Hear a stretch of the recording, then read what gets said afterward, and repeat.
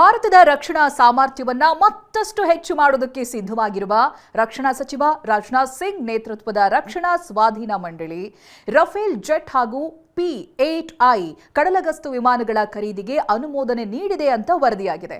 ಇನ್ನು ಈ ಬಾರಿ ವಿಶೇಷವಾಗಿ ಮೇಕ್ ಇನ್ ಇಂಡಿಯಾ ಅಡಿಯಲ್ಲಿ ರಫೇಲ್ ಒಪ್ಪಂದಕ್ಕೆ ಮುಂದಾಗಿದ್ದು ಭಾರತಕ್ಕೆ ಸಿಗಲಿರುವ 114 ವಿಮಾನಗಳಲ್ಲಿ 80% ಭಾರತದಲ್ಲಿಯೇ ತಯಾರಿಸುವುದಕ್ಕೆ ಯೋಜಿಸಲಾಗಿದೆ. ಇನ್ನು ಅಮೆರಿಕದ P-8I ವಿಮಾನಗಳನ್ನು ಪಡೆಯುವುದಕ್ಕೂ ಸಹ ಅನುಮೋದನೆ ದೊರೆತಿದೆ.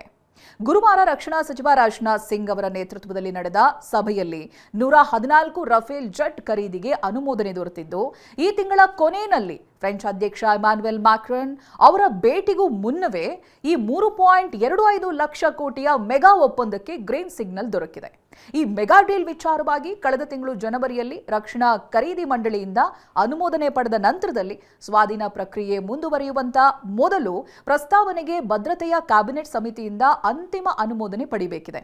ಇದರ ಜೊತೆಗೇನೆ ಈಗಾಗಲೇ ಡಸಾಲ್ಟ್ ಏವಿಯೇಷನ್ ಜೊತೆಗಿನ ಔಪಚಾರಿಕ ಮಾತುಕತೆಗಳು ಅಂತಿಮ ಹಂತಕ್ಕೆ ಬಂದಿದ್ದು ಶೀಘ್ರವೇ ಅಂತಿಮ ಅನುಮೋದನೆ ಒಪ್ಪಂದ ಪೂರ್ಣವಾಗುವ ನಿರೀಕ್ಷೆ ಕೂಡ ಇದೆ. ರಫೇಲ್ ಒಪ್ಪಂದ 30 ಬಿಲಿಯನ್ ಯುರೋ ಮೌಲ್ಯವಾಗಿದ್ದು ಆತ್ಮನಿರ್ಭರ ಭಾರತ ಅಥವಾ ಸ್ವಾವಲಂಬನೆಯನ್ನ ಗಮನದಲ್ಲಿಟ್ಟುಕೊಂಡು ವಿಮಾನಗಳು ಬಹಳಷ್ಟು ಸ್ಥಳೀಯ ವಿಷಯಗಳನ್ನು ಹೊಂದಿರ್ತವೆ ಅಂತ ಹೇಳಲಾಗ್ತಾ ಇದ್ದು ಈ ಒಪ್ಪಂದ ಖಚಿತ ಆದರೆ ಭಾರತಕ್ಕೆ 114 ರಫೇಲ್ ಜೆಟ್ಗಳು ಸಿಗಲಿವೆ. ಇದರಲ್ಲಿ 80% ಅಂದರೆ 90 ವಿಮಾನಗಳನ್ನು ಮೇಕ್ ಇನ್ ಇಂಡಿಯಾ ಅಡಿಯಲ್ಲಿ ಭಾರತದಲ್ಲೇ ಜೋಡಣೆ ಮಾಡಿ ತಯಾರಿಸಲಾಗುತ್ತೆ.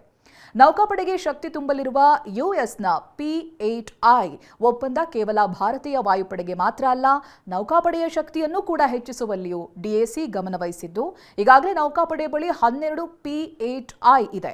ಆದರೆ ಇದರ ಸಾಮರ್ಥ್ಯವನ್ನು ಹೆಚ್ಚಿಸುವುದಕ್ಕೆ ಈಗಾಗಲೇ ಅಮೆರಿಕದೊಂದಿಗೆ ವ್ಯಾಪಾರ ಒಪ್ಪಂದ ಮಾತುಕತೆಗಳು ನಡೀತಾ ಇದೆ. ಆದಾಗ್ಯೂ ಅಮೆರಿಕದ ನಡೆಗಳಿಂದ ಉಂಟಾಗ್ತಾ ಇರುವಂತಹ ಕಠಿಣ ಪರಿಸ್ಥಿತಿಗಳಿಂದ ಇದು ಕೊಂಚ ತಡ ಆಗಬಹುದು ಅಂತ ಊಹಿಸಲಾಗ್ತಾ ಇದೆ.